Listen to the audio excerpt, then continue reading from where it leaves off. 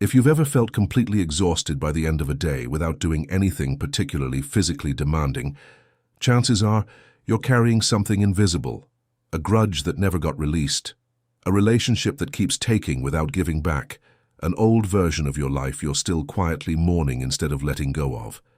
Detachment isn't about becoming numb or stopping caring about anything. It's about learning to release exactly what's draining you, so the energy you have left can actually go toward things that deserve it. Imagine waking up without that heavy, low-grade weight sitting on your chest, the one you've carried for so long you've almost forgotten it's there. What if you could simply put down everything that's been quietly draining you, one thing at a time, and finally feel light again? That kind of lightness isn't reserved for people who've had easier lives or fewer disappointments.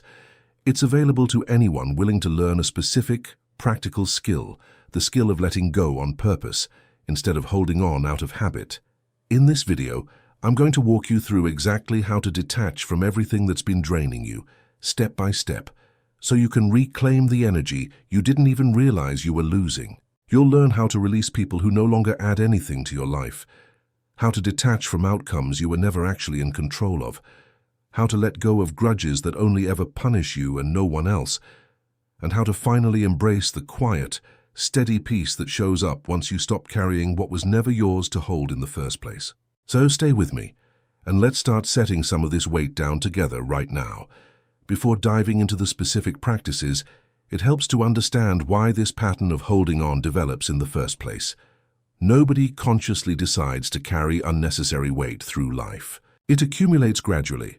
One unreleased grudge, one unresolved relationship, one unexamined expectation at a time, each addition feeling manageable on its own, until the accumulated total becomes a kind of chronic background exhaustion that feels, after enough years, like simply how life is supposed to feel.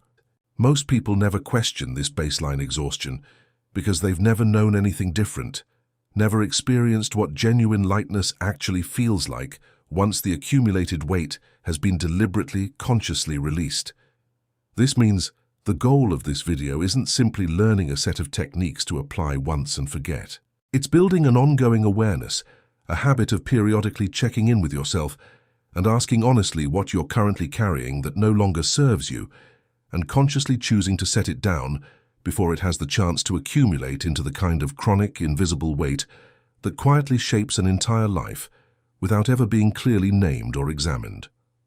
There's a helpful way to begin identifying where this weight has accumulated in your own life, imagining a physical backpack and mentally placing each ongoing source of drain into it, one item at a time. A strained relationship you haven't addressed, a grudge from years ago, a comparison you keep making against someone else's life. As each item gets added, notice the growing sense of weight even though nothing physical has actually changed. This simple visualization often makes an abstract, hard-to-name burden considerably more concrete, which makes it considerably easier to start addressing piece by piece, rather than continuing to carry it all together as one vague, undifferentiated heaviness. Chapter 1. Understand why holding on hurts more than letting go. Most people believe that holding on to something, a relationship, a grudge, a plan that didn't work out, is somehow safer than letting it go. There's a quiet, unspoken belief that releasing something means admitting defeat, or losing whatever value that thing once held, even after it's clearly stopped serving you. This belief keeps people gripping tightly to things that are actively costing them far more than they're giving back, simply because letting go feels, on the surface, like the scarier option. Here's the truth that flips this entire equation. Holding on to something that no longer serves you doesn't preserve its value. It simply extends the cost of keeping it indefinitely, often without you even realizing how much you're paying.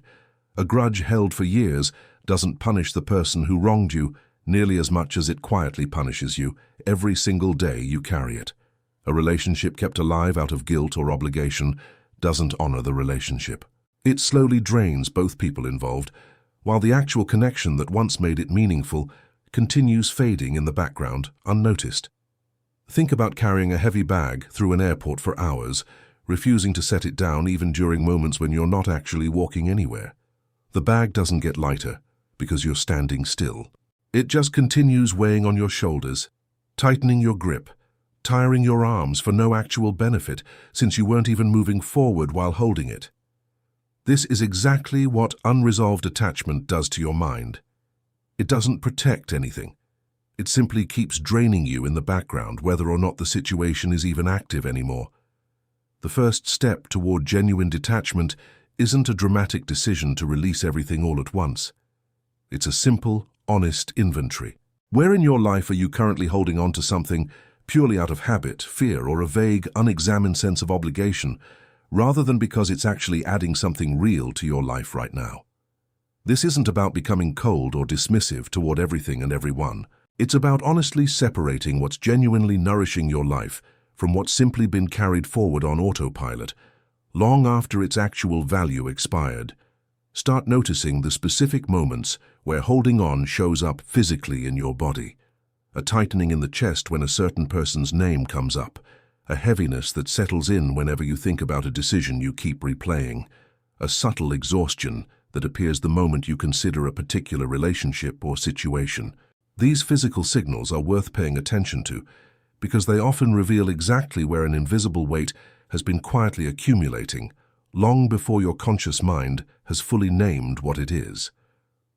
Consider how this plays out with something as ordinary as a text message left unanswered.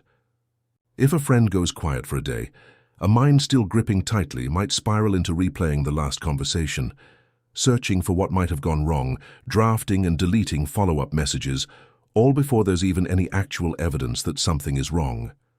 A mind practicing detachment notices the same silence, acknowledges the discomfort of not knowing, and consciously chooses not to spiral, trusting that the situation will clarify itself in time without requiring constant, anxious monitoring in the meantime. There's also a specific, useful distinction worth drawing here between healthy investment and anxious attachment. Healthy investment means genuinely caring about people, outcomes, and goals, while remaining fundamentally okay, regardless of how things ultimately unfold. Anxious attachment means your entire sense of stability depends on a specific outcome occurring exactly as hoped, which means any uncertainty becomes intolerable, demanding constant mental effort just to manage the discomfort of not knowing. Detachment doesn't remove the caring. It removes the dependency, allowing genuine investment to exist without requiring a guaranteed outcome in order to feel safe. It's worth naming honestly that this shift takes time and won't happen through insight alone. You might finish this chapter completely convinced by the logic and still find your mind gripping tightly to something the very next day. This isn't failure. It's simply the natural gap between understanding a pattern and actually loosening a grip that's been practiced for years, sometimes decades, and that gap closes gradually, through repetition, not through a single moment of realization. There's a physical practice worth adopting to reinforce this noticing, a brief body scan at the end of each day, checking specifically for areas of tension or heaviness that don't have an obvious physical cause. Tight shoulders after a day spent mostly sitting, a clenched jaw despite no obvious reason for stress. These physical signals often reveal exactly where an emotional weight is being carried, sometimes well before the conscious mind has identified the specific source and simply naming the sensation. This is tension, this is heaviness, without immediately needing to solve it. Begins the process of loosening a grip that's been operating largely outside conscious awareness. It's worth adding one more important distinction here between detachment and disconnection. Detachment means releasing an unhealthy grip while remaining genuinely engaged with life. Disconnection means withdrawing entirely, avoiding investment altogether to prevent the possibility of future loss or disappointment. These are fundamentally different responses, and confusing them leads some people to swing from anxious over-attachment straight into a kind of guarded emotional distance that isn't actually healthier, simply a different, quieter way of continuing to suffer. The goal throughout this video is genuine detachment, full engagement with life paired with a light, flexible grip, not disconnection, which trades one kind of pain for another. There's a final way to test whether you're leaning toward healthy detachment or unhealthy disconnection, checking whether you still feel genuine joy, curiosity, or warmth in situations that call for it. Detachment allows those feelings to move freely, arriving and departing naturally, without needing to be suppressed out of fear. Disconnection tends to flatten everything, joy included, since avoiding the risk of future pain often requires avoiding genuine emotional presence altogether. If you notice life feeling generally muted rather than simply calmer and steadier, that's worth examining honestly, as a sign that detachment may have tipped into something closer to disconnection instead. There's a final, practical starting point worth offering before moving into the next chapter. Choosing just one specific area from your own life right now before continuing further into this video and simply naming it honestly to yourself. What is the one thing you're currently holding on to that, if you're honest, has been draining you for longer than it's been giving back? You don't need to resolve it yet. Simply naming it clearly is the first genuine step, and it's often the step people skip entirely, moving straight to solutions before ever pausing long enough to accurately identify what actually needs releasing in the first place. Chapter 2.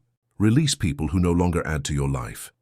Not every relationship is meant to last forever, and one of the hardest truths about detachment involves accepting that some people, even people you once loved deeply, simply aren't meant to remain in your life indefinitely. This isn't about becoming disloyal or cold. It's about recognizing that relationships, like everything else, have natural seasons, and forcing a relationship to continue well past its season often does more damage than releasing it with grace ever could. The first sign a relationship may have run its course is a persistent, one-sided drain, where you consistently give more energy, attention, and care than you receive back, and where this imbalance has continued for long enough that it's clearly become the pattern rather than a temporary rough patch.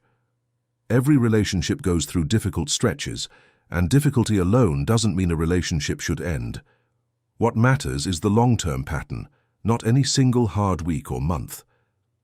A second sign worth watching for is a fundamental mismatch in values or direction that has become clear over time, not from a single disagreement, but from a consistent, repeated pattern showing that you and this person are simply growing toward different things. This kind of mismatch doesn't require blame on either side. Two people can each be behaving reasonably and still find that the relationship no longer fits who they've each become. Releasing a person who no longer adds to your life doesn't always require a dramatic confrontation or a formal goodbye. Sometimes it looks like simply reducing the effort you put into maintaining contact, allowing a relationship to naturally fade rather than actively ending it with a declaration. Other times, particularly with closer relationships, a direct, honest conversation is the more respectful path, one that treats both people involved with the dignity of clarity rather than a slow, unexplained disappearance. There's a specific guilt that tends to surface during this process, the fear that releasing someone means you didn't care enough, or that a good person would have found a way to make the relationship work, regardless of the cost. This guilt deserves gentle examination rather than automatic obedience. Caring about someone and continuing to sacrifice your own well-being for a relationship that consistently drains you are two different things, and conflating them keeps people trapped in relationships long after any genuine mutual benefit has disappeared. There's a specific pattern worth naming that keeps people holding on to draining relationships far longer than they otherwise would: the sunk cost of shared history. The reasoning tends to sound something like, we've been friends for 15 years, so ending this now would waste all that history. This reasoning feels intuitive and quietly ignores an important question: whether that shared history is actually being honored by continuing a relationship that currently drains both people, or whether the history is simply being used as an obligation to justify continuing something that no longer serves either person in the present. It also helps to recognize that releasing a relationship doesn't erase or invalidate the genuine good that existed within it previously. A friendship that mattered deeply for a decade doesn't become meaningless simply because it's run its course. Both things can be true simultaneously: that a relationship was genuinely valuable during its season, and that its season has now ended. Holding both truths at once rather than needing to choose between honoring the past and releasing the present makes the entire process considerably less painful than treating it as an all-or-nothing verdict on the relationship's entire worth. For relationships where a direct conversation feels appropriate, A useful framing involves speaking from your own experience, rather than accusing the other person of specific failures. I've noticed I don't feel as connected as I used to, and I think it's time we both had more space tends to land considerably better than a list of grievances, because it describes your own internal shift rather than assigning blame, which reduces defensiveness and allows the conversation to end with dignity intact for both people involved.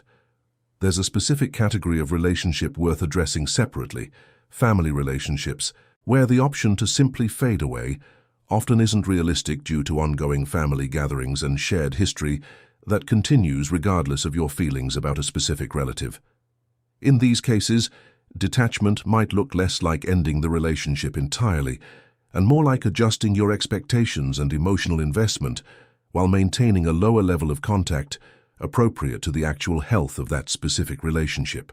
You can attend a holiday gathering without investing the same emotional openness you once did with a family member who has repeatedly shown they don't reciprocate that openness in return. It's also worth naming a specific trap that keeps people stuck in draining relationships longer than necessary. The hope that the person will eventually change back into who they used to be, or into who you've always wished they could become. This hope, however understandable, keeps you emotionally tethered to a version of the relationship that exists only in memory or imagination, rather than responding to the actual person and actual relationship in front of you right now. Releasing this hope isn't giving up on someone.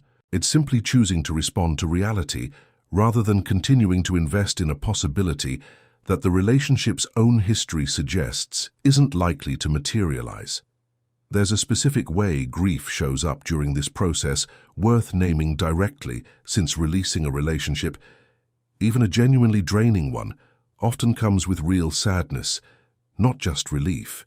These two feelings, sadness over what's being lost and relief over what's being released, can exist simultaneously, and expecting only relief while ignoring the grief tends to produce confusion when the sadness inevitably shows up alongside it.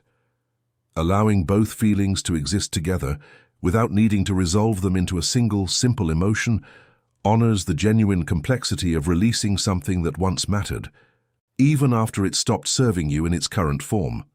It's worth adding a final practical note about timing. Not every draining relationship needs to be addressed immediately or dramatically.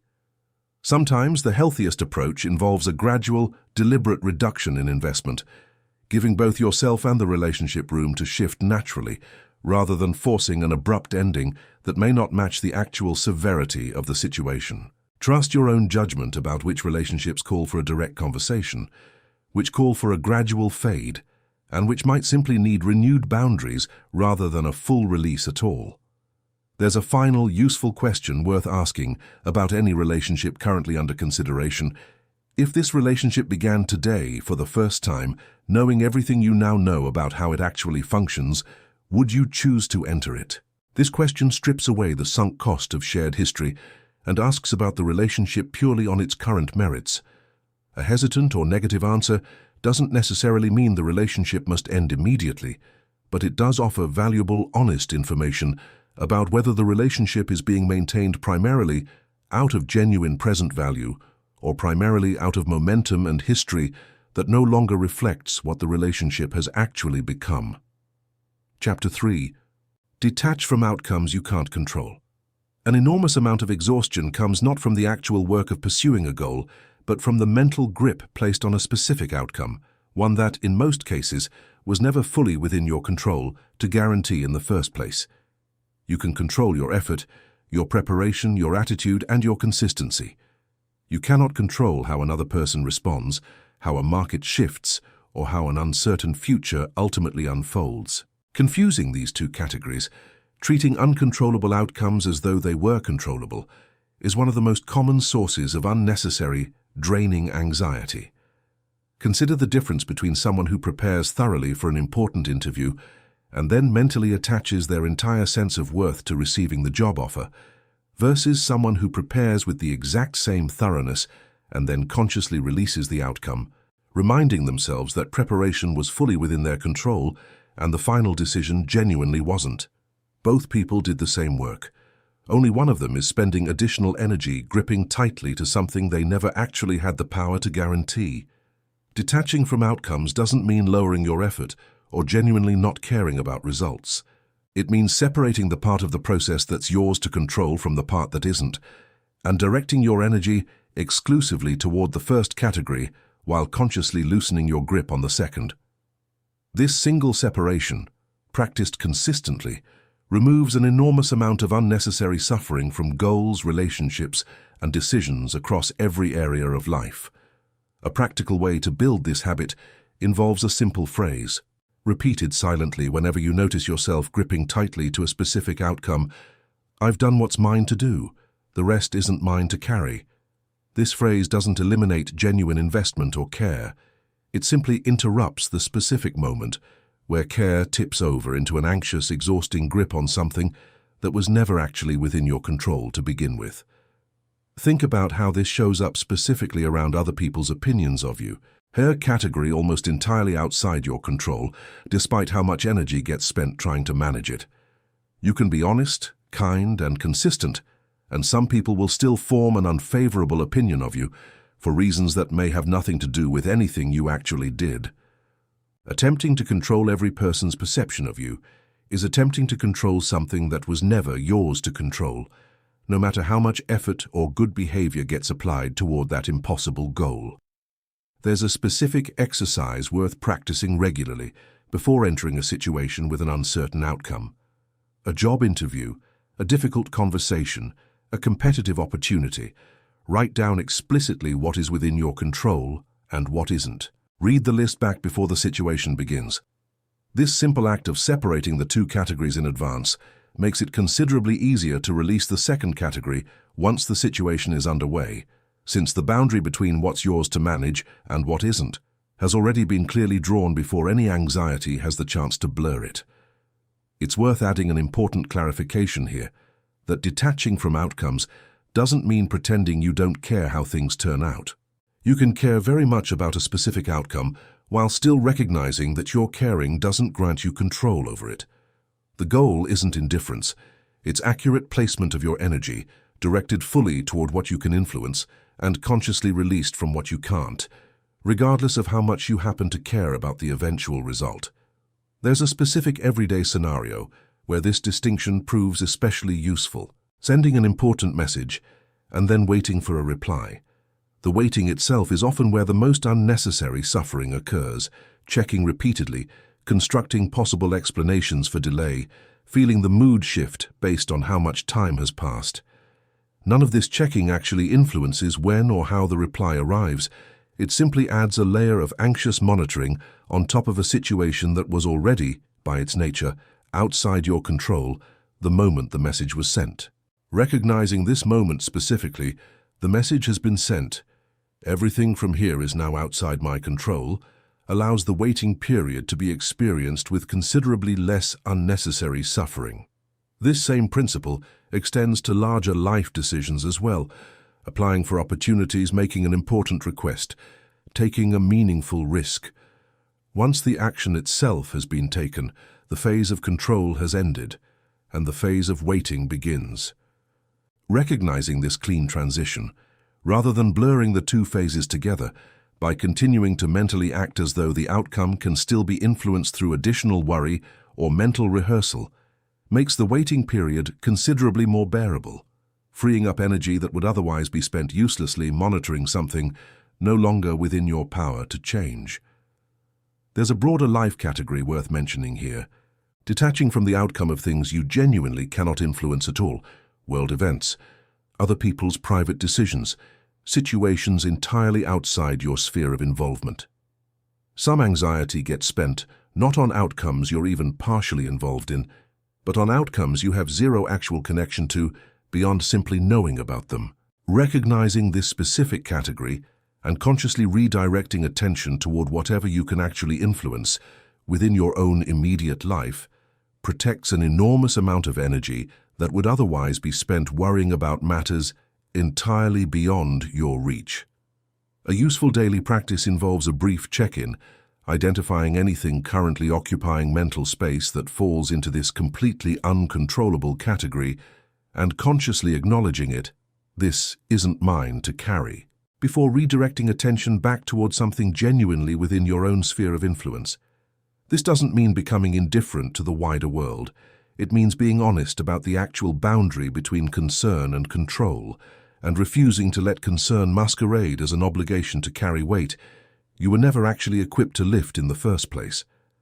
There's a related pattern worth naming: the specific exhaustion that comes from mentally rehearsing multiple possible versions of a future conversation or event before it's actually happened. This rehearsal often feels like preparation, and it frequently produces the opposite effect, exhausting the mind across several imagined scenarios, most of which will never actually occur before the real situation has even arrived to be handled with whatever energy remains. Genuine preparation is finite and specific.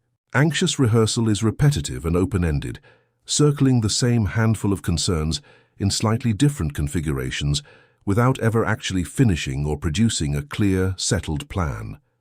There's a useful boundary worth setting around this specific pattern, allowing yourself a defined, limited window for genuine preparation, then consciously closing that window once it's complete.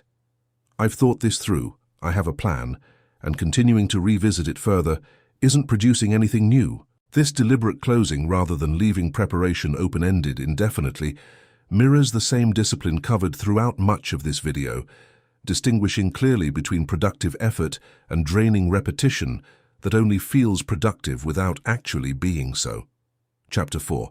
Let go of grudges that only weigh you down. A grudge feels, in the moment it forms, like a form of protection, a way of holding someone accountable, a way of making sure you never forget what happened. Over time, this protection quietly transforms into a burden, one that continues taking energy long after the original event has passed, often affecting the person carrying the grudge far more than it affects the person the grudge is actually about. Here's a specific, uncomfortable truth worth sitting with directly. In most cases, the person a grudge is held against isn't thinking about the situation nearly as often or with nearly as much intensity as the person still carrying it. This isn't always true, and it doesn't excuse genuine harm that was done. It does reveal an important asymmetry, that a grudge frequently punishes the one holding it considerably more than it punishes the one it's aimed at, since one person has moved on, at least in their own mind, while the other continues replaying the event repeatedly, keeping the wound fresh through sheer repetition alone. Releasing a grudge doesn't require deciding that what happened was acceptable, or that the other person deserves forgiveness in a moral sense. It simply means deciding that you no longer want to keep paying the ongoing cost of carrying it. Forgiveness, in this specific practical sense, is less a gift given to the other person and more a gift given to yourself, releasing the weight not because they've earned it, but because you've decided you no longer want to carry it. A useful practice for this release involves writing out, honestly and without censoring yourself, the full weight of what happened and how it made you feel, then consciously deciding, once that has been fully expressed, that you're ready to set it down. This doesn't need to be shared with anyone.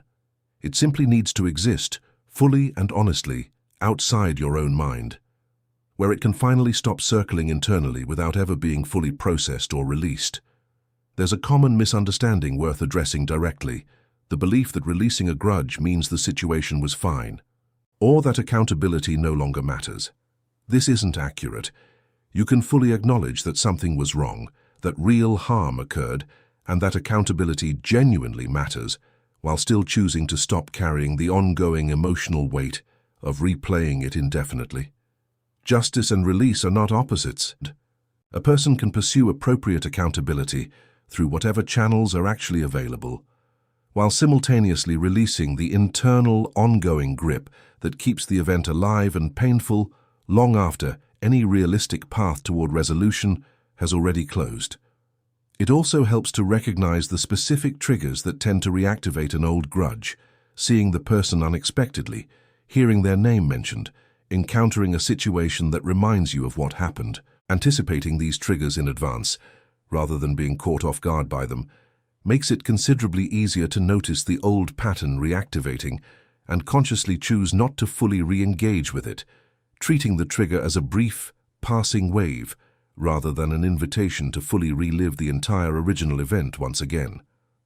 A final practical tool worth mentioning here involves physically marking the release through some kind of small, deliberate ritual, writing the grievance down and then discarding the paper, speaking the release out loud alone in a private space, or simply choosing a specific date to mentally close the chapter on a particular grudge. These rituals aren't magic. They work because they give the mind a concrete marker of change, something more definite than a vague, ongoing intention to eventually let go someday, which tends to get indefinitely postponed without ever actually happening. There's a particular kind of grudge worth mentioning specifically, the grudge held against yourself for allowing a situation to happen, for not seeing a betrayal coming, for staying in a difficult situation longer than you now wish you had. Self-directed grudges deserve exactly the same release process as grudges held against other people, since continuing to punish yourself for a decision made with the information and resources you had at the time serves no purpose beyond prolonging suffering that's already run its natural course. You made the best decision available to you with what you knew then. Judging that decision harshly, using information you only gained afterward, isn't fair evaluation. It's hindsight being used as an unfair weapon against your own past self. It's also worth acknowledging that releasing a grudge doesn't require reconciling with the person involved, and in some cases, particularly involving genuine harm, maintaining distance while still releasing the internal grip is the healthiest available option. Release is an internal process entirely within your own control, separate from any external relationship with the person the grudge concerns. You can fully release the ongoing emotional weight of an old wound while still maintaining whatever boundaries or distance genuinely protect you going forward. There's a specific kind of grudge worth naming separately, resentment toward a group or category of people rather than a specific individual. Resentment toward an entire profession, an entire generation, an entire type of person based on one or several painful experiences. This broader form of grudge tends to be even more draining than a specific one, since it colors an enormous range of future interactions with suspicion or hostility that most of the people encountered had absolutely nothing to do with the original harm. Recognizing when a specific grudge has expanded into this broader, less accurate category is worth doing deliberately, since the same release practices apply, just aimed at a wider, more diffuse target that deserves the same honest examination. There's a final encouraging observation worth adding to close this chapter, that releasing a grudge often frees up considerably more mental space than expected, since active resentment tends to occupy far more ongoing attention than people realize until it's actually gone. Many people report a kind of surprising mental quiet after finally releasing a long-held grudge, space they didn't even know was being occupied until it suddenly became available again for something else entirely. Chapter 5. Release the need to fix everyone around you. There's a specific kind of exhaustion that comes from carrying responsibility for other people's problems, their moods, their choices, their unresolved issues, as though solving them was somehow your job. This pattern often comes from a genuinely caring place, a desire to help people you love, avoid pain or difficulty. Left unchecked, it becomes one of the most draining patterns a person can carry, because other people's problems, by definition, are not fully within your control to solve, no matter how much energy you pour into trying. Notice the specific relationships in your life where you consistently feel responsible for someone else's emotional state, where their bad mood becomes your problem to fix, where their poor decision becomes something you feel obligated to prevent or correct. This pattern, repeated across enough relationships, produces a kind of chronic hypervigilance, constantly scanning for problems to solve, constantly ready to step in and manage someone else's difficulty before they've even asked for help. Releasing this pattern doesn't mean becoming indifferent to people you care about. It means recognizing the difference between genuine support, offered when it's wanted and helpful, and compulsive fixing, offered regardless of whether it's wanted, driven more by your own discomfort with watching someone struggle than by their actual need for intervention. Genuine support respects the other person's autonomy. Compulsive fixing quietly overrides it, treating their struggle as your emergency to resolve rather than their own experience to navigate. A helpful practice here involves pausing before jumping in to fix a situation and asking directly, has this person actually asked for my help, or am I stepping in because I can't tolerate watching them struggle? This question doesn't require becoming cold or withholding support. It simply creates a moment of genuine choice rather than an automatic compulsive response every time someone near you experiences difficulty.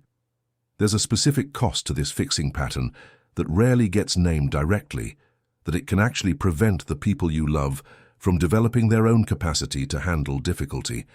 Someone who never has the chance to sit with their own problem because it's always solved for them before they've had the opportunity to work through it themselves doesn't get the chance to build genuine confidence in their own ability to navigate hardship. What feels like helping can sometimes quietly communicate, you can't handle this on your own, even when that's never the intended message. This pattern often traces back to a deeper discomfort worth examining honestly, an inability to tolerate watching someone you care about struggle, even temporarily, even when that struggle is genuinely theirs to navigate and might even be valuable for their own growth. Recognizing that your discomfort with their struggle is your own internal experience, separate from their actual need for intervention, is an important distinction.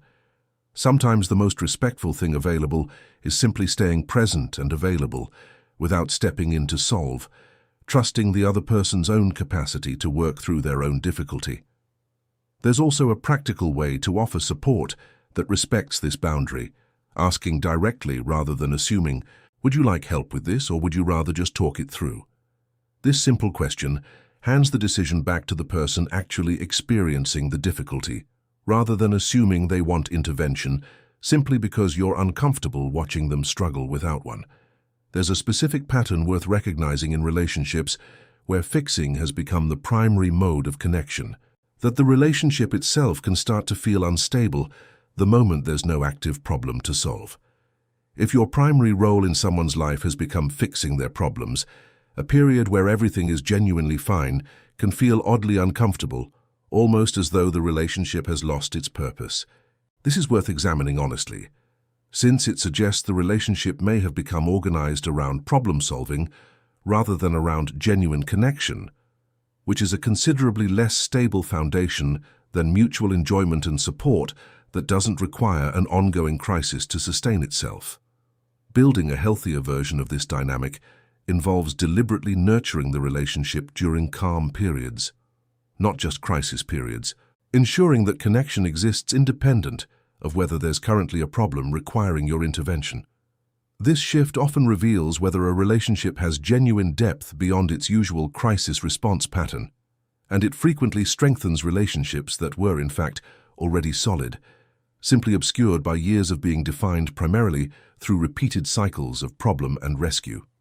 There's a specific self-directed version of this pattern worth mentioning: the compulsive need to fix your own emotions the instant they arise, treating any uncomfortable feeling as an emergency, requiring immediate resolution.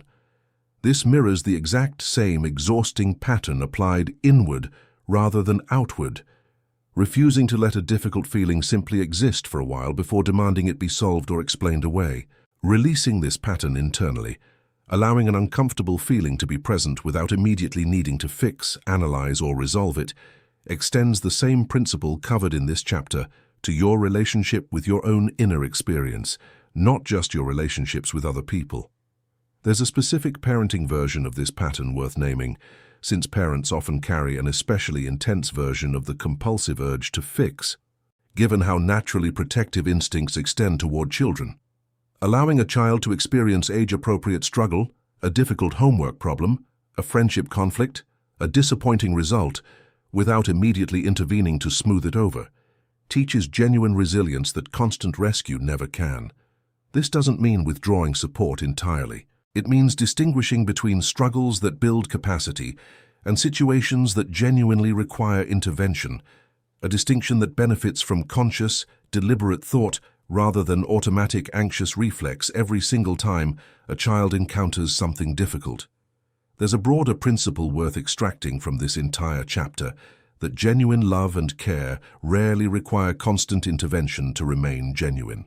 Trusting people, including children, including partners, including friends, to navigate their own difficulties, while remaining available and supportive rather than actively managing every outcome on their behalf, communicates a deeper form of respect than constant rescue ever could. It says, "I trust your capacity," rather than, "I don't believe you can handle this without me," which is, whether intended or not, the quieter message compulsive fixing tends to send every time it shows up. Chapter 6. Detach from your past mistakes and start fresh. Past mistakes have a specific way of attaching themselves to your present identity, long after the actual event has ended. A mistake made years ago can still shape how you see yourself today, quietly whispering that you're the kind of person who fails, who disappoints, who can't be trusted with certain responsibilities, even though the specific event that produced that belief happened once, under specific circumstances, and doesn't actually define the entirety of who you are now. Detaching from a past mistake doesn't mean pretending it didn't happen or refusing to learn from it. It means separating the lesson from the identity, extracting whatever useful insight the mistake offers, while releasing the ongoing emotional sentence you've been serving because of it. A mistake made 5 years ago deserves, at most, the lesson it taught you.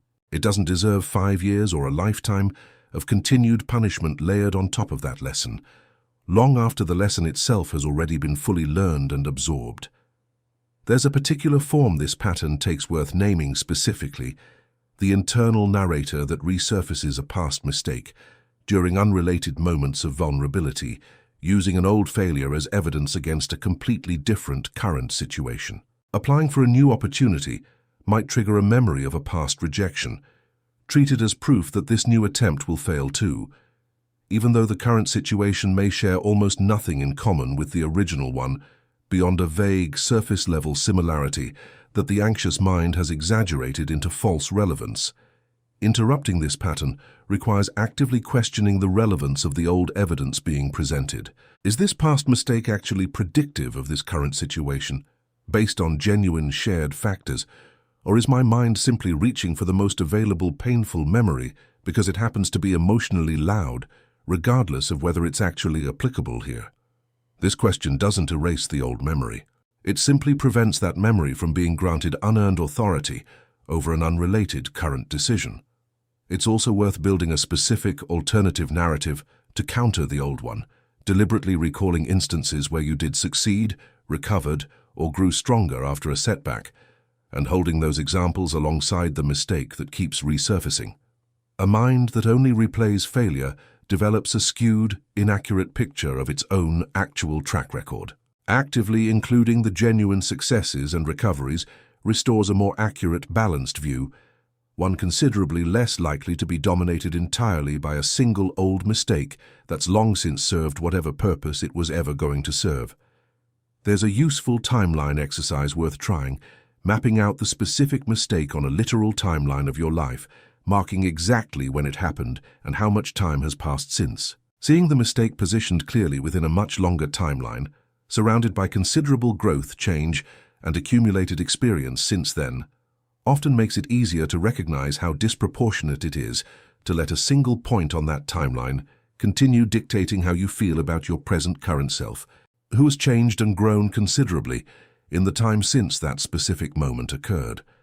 It's also worth considering how you would advise someone else facing the exact same lingering guilt over an old mistake.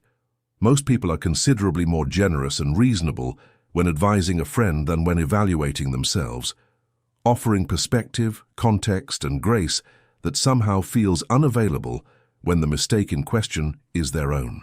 Borrowing this same generosity and applying it directly to yourself, treating your own past mistake with the same reasonable perspective you'd naturally offer someone else, is often enough to finally shift a stuck, long-carried guilt into something considerably lighter and more proportionate.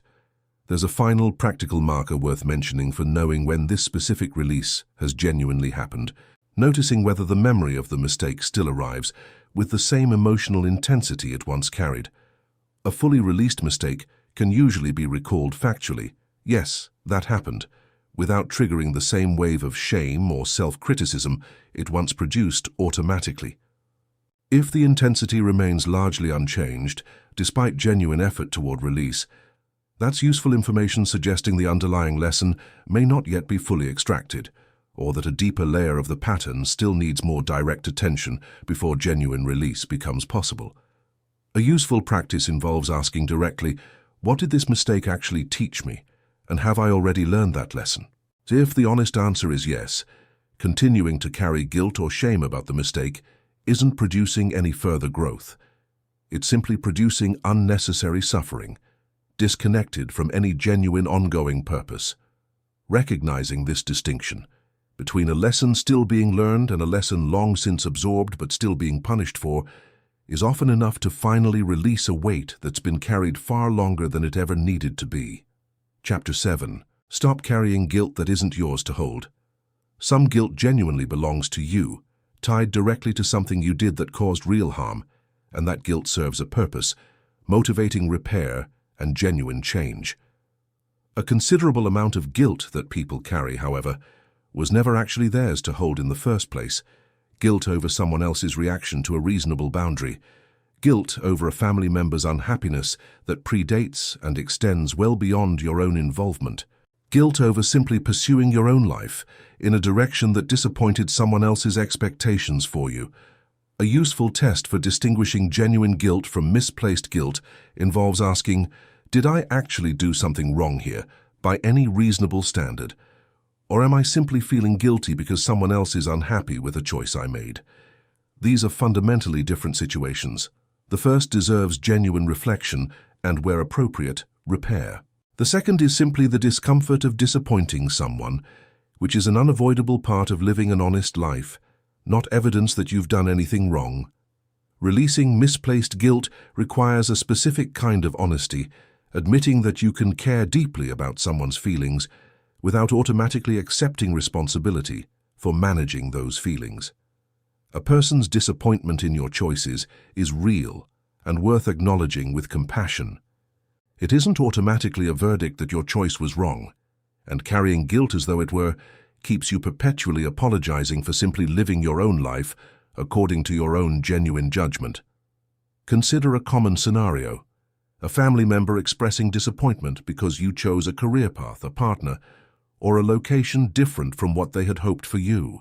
The guilt that follows often feels identical to guilt over genuine wrongdoing, even though nothing wrong actually occurred, simply a choice that didn't align with someone else's expectations.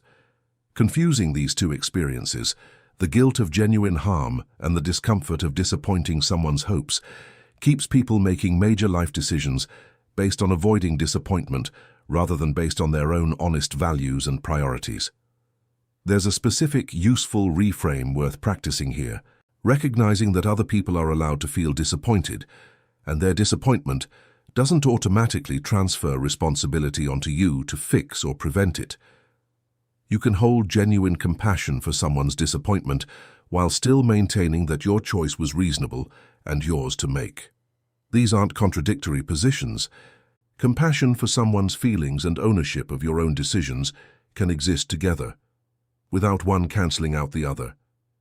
It also helps to notice the specific language that tends to accompany misplaced guilt, phrases like, I should have, I owe them, or I'm a bad person for.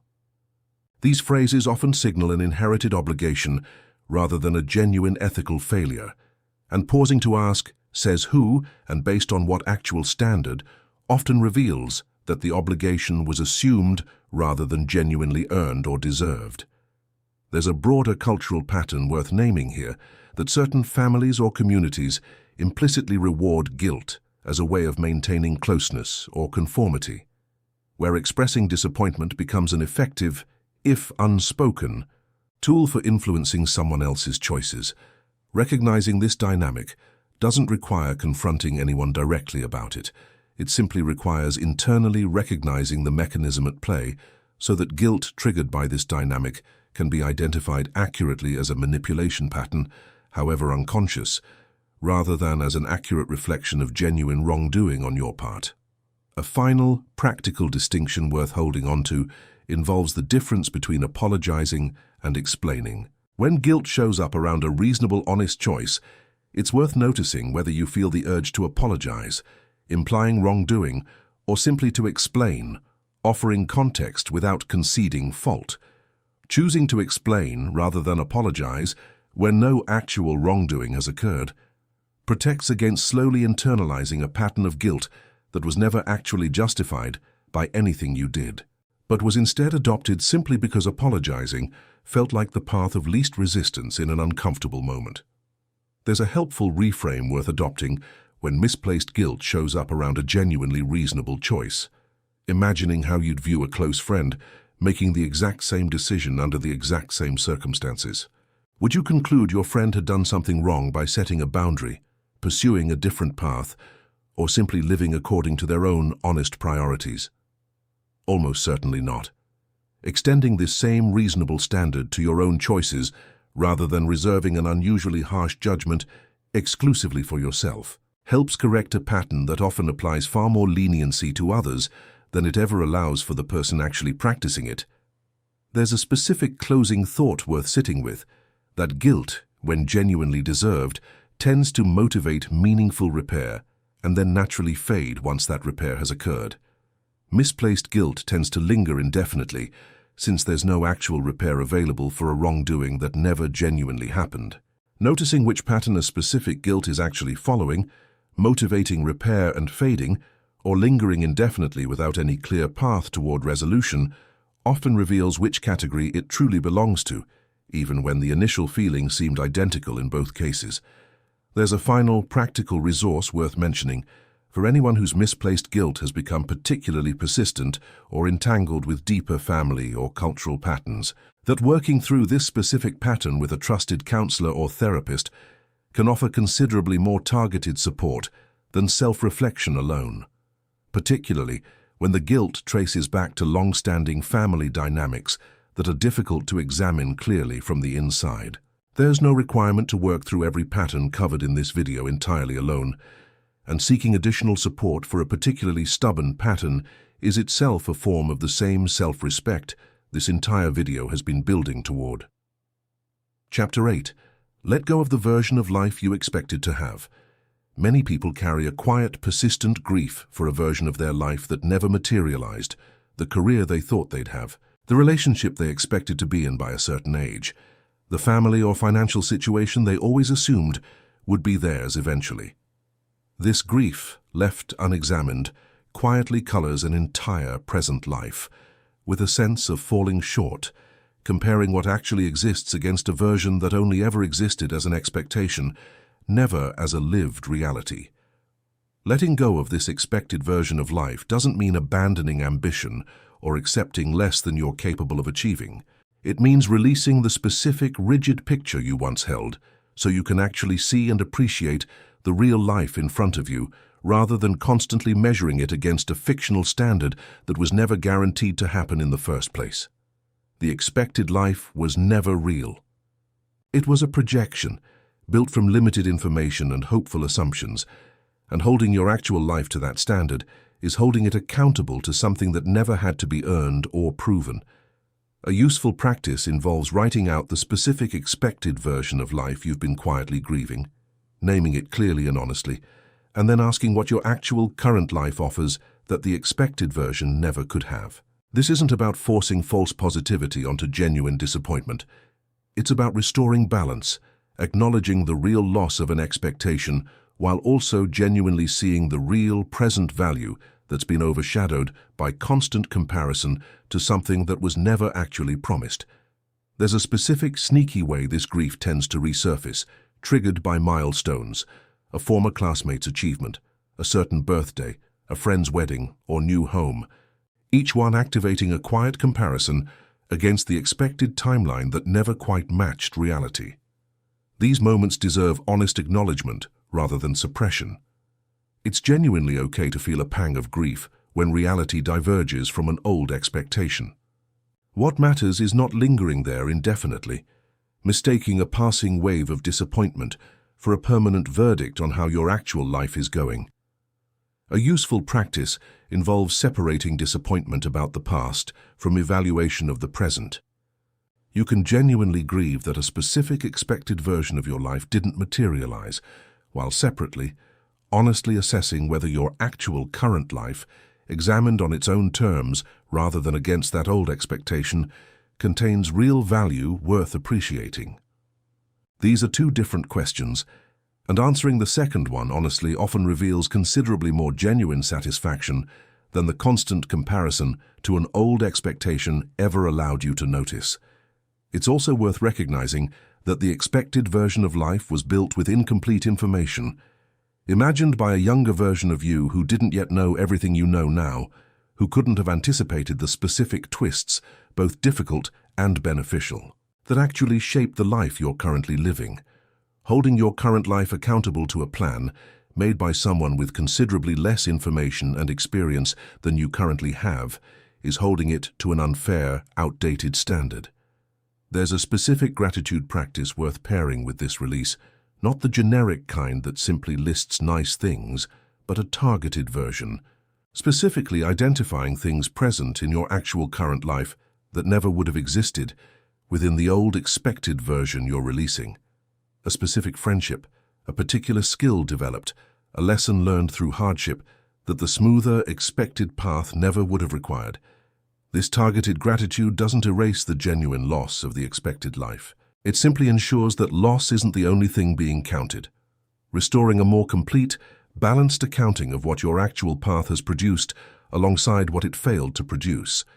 It's also worth revisiting this expected version periodically, since it often shifts and evolves as you continue growing. The version you were grieving 5 years ago may look considerably different from a similar exercise done today, revealing that this process isn't a single, one-time release, but an ongoing practice of continually updating your relationship with expectation, as both your actual life and your understanding of what genuinely matters to you continue to evolve over time. There's a particular version of this expected life worth naming directly, the one built almost entirely from other people's expectations rather than your own genuine desires, the career path a parent always assumed you'd follow, the timeline a culture or community considers normal and expected. Grieving the loss of an expectation that was never actually yours to begin with requires a slightly different approach, distinguishing clearly between mourning a path you genuinely wanted and releasing a path that was simply handed to you by someone else's assumptions, one you may not have ever fully wanted in the first place, even before choosing a different direction. There's a final, useful practice worth offering here, writing a brief, honest letter to that expected version of your life, acknowledging what it represented, thanking it for whatever hope or motivation it once provided, and explicitly stating your intention to release it in favor of the life you're actually living now. This exercise may feel unusual, and it tends to provide a genuine sense of closure that simply thinking about release without any concrete action attached often fails to produce on its own. Chapter 9. Release comparison and reclaim your own path. Comparison quietly convinces you that someone else's timeline, someone else's achievements, someone else's life is the actual measuring stick against which your own life should be judged. This habit is exhausting precisely because it's endless. There will always be someone further ahead by some specific measure, which means a life built on comparison can never actually arrive at a stable, lasting sense of enough, no matter how much progress is genuinely made along the way. Detaching from comparison doesn't mean becoming unaware of other people's lives or refusing to be inspired by genuine examples of growth and achievement. It means noticing the specific difference between inspiration, which energizes and informs your own path, and comparison, which drains and distorts it. Inspiration says, "That's possible," and gives you useful information about a path you might want to pursue. Comparison says, "I'm behind," and gives you nothing useful at all, just a vague, persistent sense of inadequacy attached to someone else's entirely different life circumstances. A practical way to interrupt comparison involves noticing the specific moment it activates, usually while scrolling through social media or hearing about someone else's success, and asking directly, is this thought actually giving me useful information, or is it simply making me feel behind without offering anything constructive? If it's the second, consciously redirecting attention back to your own specific next step, rather than continuing to measure your entire life against someone else's curated highlight reel, tends to restore a considerable amount of energy that comparison had quietly been draining. There's a specific reason comparison feels so compelling, despite being so unproductive.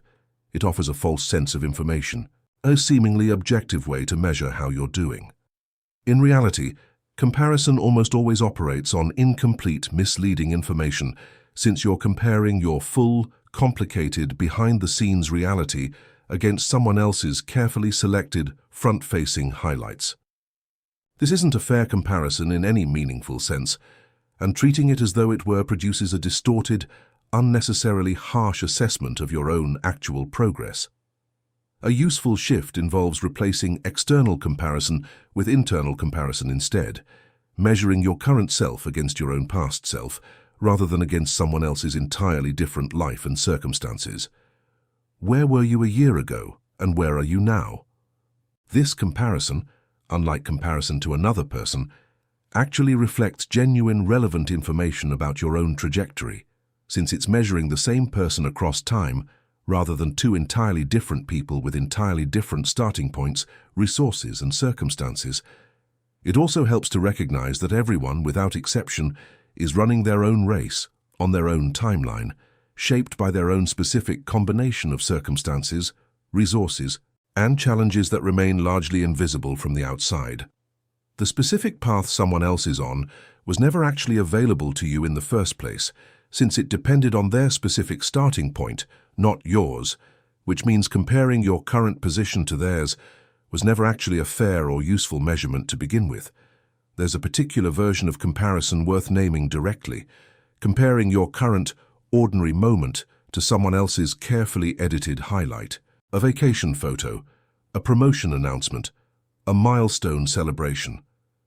These represent selected peaks, not full, ongoing realities, and comparing your unfiltered, everyday experience to someone else's curated peak moments guarantees an unfair, distorted comparison every single time.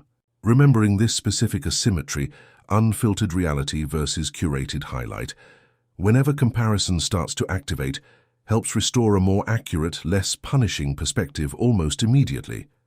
A final, practical habit worth adopting involves limiting exposure to the specific triggers that most reliably activate comparison for you personally, whether that means reducing time spent on particular social platforms or simply noticing and stepping away from certain recurring conversations that consistently leave you feeling behind rather than inspired.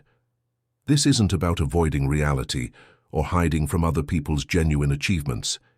It's about protecting your energy from a specific pattern that offers no genuine benefit, freeing that energy instead for actual progress on your own specific path.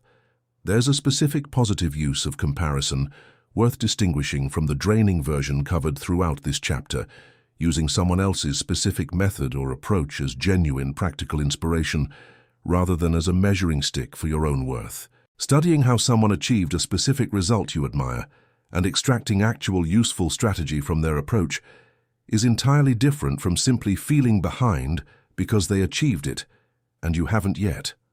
The first extracts value. The second only extracts pain. Learning to notice which mode you're currently in whenever someone else's success crosses your attention helps ensure that comparison, when it does arise, serves you rather than simply draining you. There's a final observation worth closing this chapter with, that the specific people who trigger the most comparison are often quietly the people whose actual path most closely resembles some version of what you once wanted for yourself. This makes the comparison feel especially sharp, since it touches something genuinely meaningful rather than something arbitrary.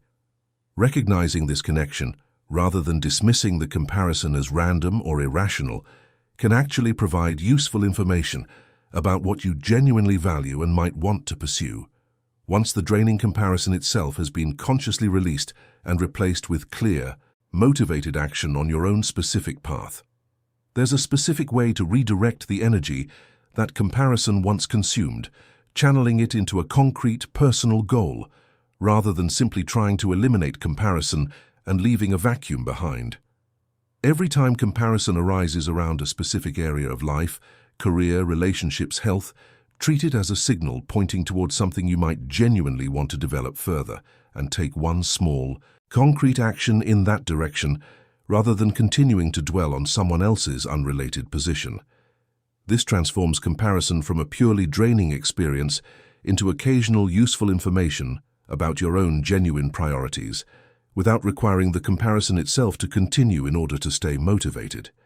Chapter 10. Detach from toxic environments that drain your energy. Certain environments, workplaces, social circles, even certain physical spaces carry a persistent, draining quality that has less to do with any single event and more to do with an accumulated, ongoing pattern. Chronic negativity, constant conflict, an atmosphere where genuine effort goes unrecognized while minor mistakes get magnified, all of these create an environment that steadily depletes anyone spending significant time within it, regardless of how resilient that person might be in other areas of their life. Recognizing a toxic environment accurately requires looking past any single difficult day and toward the consistent, repeated pattern over time. Every workplace has occasional stress. Every social circle has occasional friction. The distinction that matters is whether difficulty is the exception within an otherwise supportive environment, or whether difficulty has become the actual, ongoing texture of daily life within that space, with genuine support serving as the rare exception instead. Detaching from a toxic environment doesn't always mean leaving immediately or completely, since practical constraints, financial needs, family obligations often make an immediate, total exit unrealistic. It can also mean consciously reducing emotional investment while remaining present, protecting your internal experience even when your physical presence in a specific environment can't yet be changed. This might look like lowering expectations for recognition or fairness within that specific environment, while actively building energy and connection elsewhere, in spaces where those things are genuinely available. There's a specific mental shift worth practicing while still present in a draining environment, mentally distinguishing between the environment and your own worth. A toxic workplace's dismissiveness reflects that specific environment's culture, not an accurate measurement of your actual value or competence. Internalizing an environment's dysfunction as though it were a fair assessment of your own worth is one of the most damaging effects of prolonged exposure to a genuinely toxic space, and consciously separating the two. This environment is unhealthy, and that says nothing about my actual worth. Protects your internal sense of self, even while external circumstances remain difficult to immediately change. It's also worth building small pockets of genuine relief within an environment you can't yet fully exit, brief moments of connection with a trustworthy colleague, short breaks that offer genuine mental rest, boundaries around specific interactions that have proven consistently draining. These small adjustments won't transform a fundamentally toxic environment into a healthy one, and they can meaningfully reduce the cumulative damage while a longer-term exit strategy, if one is needed, gets planned and pursued. For environments that genuinely can be exited, it helps to remember that the discomfort of leaving, financial uncertainty, social awkwardness, the fear of disappointing others is almost always temporary, while the cost of remaining in a genuinely draining environment tends to compound indefinitely for as long as you remain within it. Weighing a temporary, one-time discomfort of transition against an ongoing, compounding cost of staying often clarifies a decision that felt genuinely difficult when each factor was considered in isolation rather than compared directly against each other. There's a specific warning sign worth watching for in toxic environments: the gradual normalization of dysfunction, where behavior that would have seemed clearly unacceptable when you first arrived starts to feel routine simply through repeated exposure. This normalization is dangerous precisely because it happens gradually, without any single moment marking the shift, which means periodically checking your own standards against an outside perspective, a trusted friend, a mentor, someone not embedded in the same environment, helps reveal drift that's become invisible from the inside. It's also worth recognizing that leaving a toxic environment, when that becomes possible, often comes with its own temporary grief, even when the environment was genuinely harmful. You might miss certain colleagues, certain routines, even certain aspects of an identity built around that specific environment. This grief doesn't mean leaving was the wrong choice. It simply means change, even positive change, carries its own adjustment period, and allowing that adjustment to happen without rushing it or judging it protects against second-guessing a decision that was, by every other measure, the right one to make. There's a specific practical framework worth using when evaluating whether an environment is genuinely toxic or simply going through a difficult period, examining three factors together: duration, how long has the negative pattern persisted; breadth, how many different aspects of the environment does it touch; and response, when concerns are raised, does the environment show any genuine capacity for improvement, or does it consistently dismiss and repeat the same patterns regardless of feedback? An environment scoring poorly across all three factors, prolonged, widespread, and unresponsive to feedback, is considerably more likely to be genuinely toxic than an environment simply going through a temporary, isolated rough patch. Chapter 11. Let go of the need to control everything. The need to control every variable in a situation, every person's behavior, every possible outcome, every detail of how something unfolds, is one of the most exhausting patterns a mind can carry. Precisely because reality, by its very nature, refuses to be fully controlled no matter how much effort gets poured into the attempt. This need often masquerades as diligence or responsibility, when in practice it frequently produces the opposite: a person so consumed by managing every detail that genuine presence and enjoyment become nearly impossible to access. Releasing this need doesn't mean becoming careless or abandoning genuine responsibility. It means distinguishing between the specific things that are actually yours to manage and the much larger category of things that were simply never within your control to begin with. You can control your own preparation, your own honesty, your own effort. You cannot control another adult's choices, an unpredictable market, or the countless small variables that combine to produce any given outcome in the real world. A practical exercise involves listing, honestly, everything currently causing stress in a specific situation, then marking each item as either within your control or outside it. This simple sorting exercise often reveals that the majority of accumulated stress is coming from the second category, things that were never actually yours to control, which means no amount of additional effort or worry was ever going to resolve them.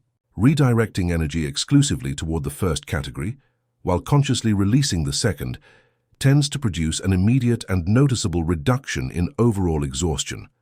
There's a specific fear that often underlies excessive control: the belief that letting go of managing every detail will result in disaster, that things will only turn out acceptably if you personally oversee every single variable involved. This belief rarely gets tested directly, since the constant management prevents ever finding out what would actually happen without it. Deliberately releasing control over one small, relatively low-stakes area and observing what actually happens often reveals that outcomes remain considerably more manageable without constant oversight than the underlying fear had predicted. This doesn't mean abandoning genuine planning or preparation, which remain valuable and appropriate in most situations. It means distinguishing between reasonable preparation, which is finite and eventually complete, and compulsive control, which continues indefinitely, always finding one more variable to monitor, one more contingency to plan for, never actually reaching a point of sufficient readiness because the underlying goal was never really preparation. It was the elimination of all uncertainty, which isn't actually achievable no matter how much additional control gets applied to the attempt. There's a specific relational cost to excessive control worth naming directly, that people close to you often experience it as a lack of trust, even when your intention is simply to ensure things go well. A partner or colleague who feels micromanaged, every decision double-checked, every detail reviewed and adjusted, tends to disengage over time, either becoming passive and waiting for direction rather than contributing genuine initiative, or becoming resentful of the implied message that their own judgment isn't trusted. Loosening this grip, deliberately allowing others the room to make their own decisions and occasionally their own mistakes, often improves relationships considerably, even when it feels counterintuitive in the moment. A useful practice for building tolerance here involves deliberately delegating something specific, with a clear outcome you care about, but without dictating the exact method used to achieve it, then consciously refraining from checking in until the agreed-upon deadline arrives. This single exercise, uncomfortable as it may feel initially, provides direct personal evidence that outcomes can remain acceptable, sometimes even superior, without your constant oversight managing every step along the way. There's a specific spiritual or philosophical dimension worth naming briefly here, that much of human suffering across history has been attributed by many different traditions and thinkers to precisely this pattern, the attempt to control what was never actually controllable in the first place. This isn't a new insight unique to modern life. It's a remarkably old, remarkably consistent observation that peace tends to arrive not through gaining more control, but through accurately recognizing the actual boundary of what control was ever genuinely available to begin with, and releasing the exhausting, ultimately futile effort spent trying to extend that boundary further than reality actually allows. Chapter 12. Embrace the quiet peace that comes after letting go. Everything covered throughout this video points toward a single, unified shift, learning to distinguish between what genuinely deserves your energy and what has simply been carried forward out of habit, fear, or obligation long after its actual value expired. This isn't a single dramatic decision made once and then finished forever. It's an ongoing practice, revisited regularly, since new attachments naturally form over time and periodically need the same honest examination the earlier ones required. The peace that follows genuine detachment isn't the absence of feeling or the absence of caring about anything. It's the specific, quiet relief of no longer carrying weight that was never actually productive to carry in the first place. It's the lightness of a relationship, released with grace instead of resentment, a grudge finally set down after years of unnecessary weight, a rigid expectation replaced with genuine appreciation for the real life actually in front of you. This peace tends to arrive gradually rather than all at once, showing up first as small moments of unexpected lightness, a conversation that used to trigger tension now passing without much charge at all, a comparison that used to sting now barely registering, a grudge that used to flare up now simply fading into the background. These small moments, accumulated over enough time, eventually become the new, steady baseline, replacing the chronic, low-grade exhaustion that once felt like simply how life was always going to feel. You don't need to release everything all at once, and you don't need to do this perfectly. Start with one thing, the relationship, the grudge, the expectation that's been weighing on you the most, and practice setting it down, deliberately and consciously, using whichever specific practice from this video felt most relevant to your own situation. Notice what changes once that single weight is gone. Then, when you're ready, choose the next one. This is how real, lasting lightness actually gets built, not through one dramatic release, but through a steady, patient practice of finally putting down everything that was never yours to carry in the first place. There's a final thought worth carrying forward from everything covered here. That detachment, done well, isn't the opposite of love or care. It's actually what allows love and care to exist in their healthiest form, free from the exhausting grip of anxiety, control, and obligation that so often gets tangled up with genuine affection. You can love people deeply while releasing your grip on controlling them. You can care about outcomes intensely while releasing your need to guarantee them. You can honor your past fully while releasing the weight of everything in it that no longer serves who you're becoming. This is the quiet power the title of this video points toward, not the power to control everything, but the power to release what was never yours to control in the first place, and to discover once that release genuinely happens, just how much lighter, clearer, and more present you become without it. There's a specific way to know whether this practice is genuinely taking root over time, noticing how quickly you recover after encountering a new potential attachment, a new disappointment, a new frustration, a new comparison trigger. Early in this practice, recovery might take days or weeks. With consistent application, that recovery time tends to shorten considerably, not because life becomes easier or less disappointing, but because the skill of releasing what isn't yours to carry becomes more readily available, more quickly accessed, the more it gets deliberately practiced across a wide range of ordinary situations. It's worth closing with an honest acknowledgement that this work is never fully finished. New attachments will continue forming throughout life, since caring about people, outcomes, and experiences is simply part of being genuinely engaged with living.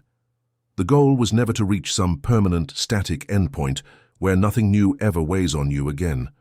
The goal is building a reliable, repeatable practice of noticing when something has shifted from healthy engagement into draining attachment, and consciously, deliberately choosing release again and again for as long as life keeps presenting new things worth caring about and eventually worth letting go of in turn. There's a final, grounding image worth carrying forward from this entire video, the image of an open hand rather than a closed fist. A closed fist can hold onto something tightly, and it can't receive anything new while it remains clenched. An open hand can still hold things genuinely and meaningfully, while also remaining available to receive whatever comes next. Detachment throughout this entire video has never meant an empty hand. It has meant an open one, capable of genuine care, genuine connection, and genuine engagement with life without the exhausting, ultimately unsustainable grip that turns caring into carrying weight that was never meant to be held onto forever. That open hand is available to you right now in whatever specific area of your life has been weighing on you most. The weight doesn't have to be carried a single day longer than you're ready to set it down.